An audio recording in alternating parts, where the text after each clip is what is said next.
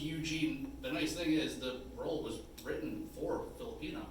And Clint's always been really good at casting off, like, authentically. When we did, well, I was working for Phyllis Huffman at the time in 2006, we were doing Letters from Iwo Jima, and I said to Clint, do you want to get all Japanese people? I mean, we're in Iwo Jima. And he goes, yeah, that would be great. So I was like, okay. So, and the movie was in Japanese, so I didn't speak, obviously, so I hired a casting director to help me who was Japanese, and all the auditions were in Japanese, and I was just leaning on her heavily to be like, did that look real to you? Like, is that really and she's like, yeah, that's real. I was like, okay. So he was really good at that, and when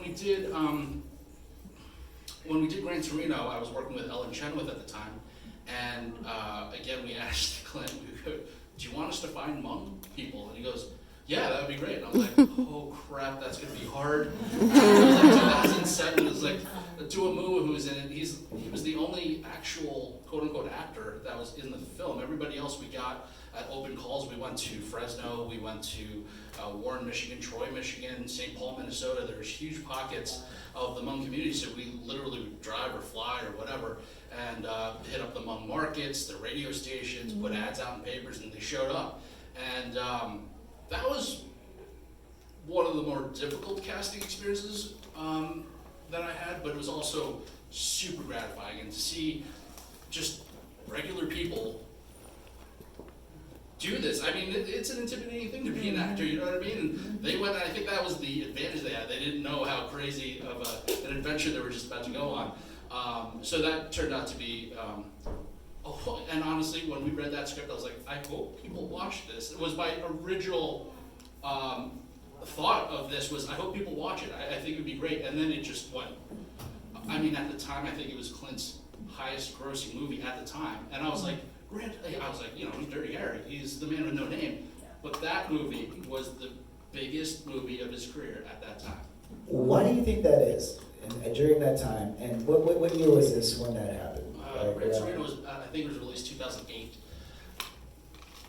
I'm not gonna lie, I love YouTube. I think it's a fantastic thing, and I have started watching reactors to films, and one thing I constantly see whenever they react to Gran Torino is they have such a strong connection to the relationships.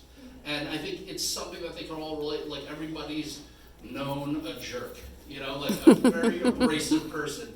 And just to see character growth, just to see it, because I know even our lead actor, he had words about it, which a little hurt a little bit. But if you could see past the gruff, there's character development. And if you only see him for his abrasiveness, you're going to miss the whole point of the film. That being said, it's also a character. It's not real, you know, so it's just a story, and I think it really just connected to us on a very human level, and we all know emotions like that, and I think that's the reason why it connected, is just people could relate. Yeah, well, for me, I think when I saw it, it was one of the first movies around that time that actually showcased an Asian family juxtaposed, you know, a white family. Sure. And it was almost, it's a depiction of American story, an American Asian story together, and I felt like right at that time is when a lot of Asian actors and artists here were really trying to pound at the ground to like really break down doors. Because I remember when that auditions came out, it was widely released, and every Asian went out for it. Every Filipinos went out for it. I went out for it. I don't know if you guys seen my tape, but didn't call me back. That was Ellen Chenoweth. I was just her associate. She did pay me for this. I'm just kidding. But so what was that like for you in terms of casting an Asian, like for you being Asian yourself and being a casting director and seeing how there was, what was that like for you? Do you see lack thereof of characters that were Asian, and what did that feel like for you to actually have something like that to cast? I agree 100%. Out of all the ethnic groups in Hollywood, I feel Asians are the least represented across all the platforms. I think that's very true. I agree that we have to write more stories for ourselves. I don't want to just be forced in just, I don't know, give it to an Asian guy. No, I want there to be real meaning of why you cast an Asian person. Like maybe it's customs or whatever. Like Gran Torino, when they're doing all those customs, I love that aspect. You get to learn about a new culture. Like this is fantastic. So I loved seeing that, obviously. And even working on letters, I was spoiled because even though the industry doesn't cast us or make too many movies with Asians in it, Clint did 2 that were almost fully Asian. And of the 10 films I cast for him, 2, and okay, granted that was not me. Those were Phyllis.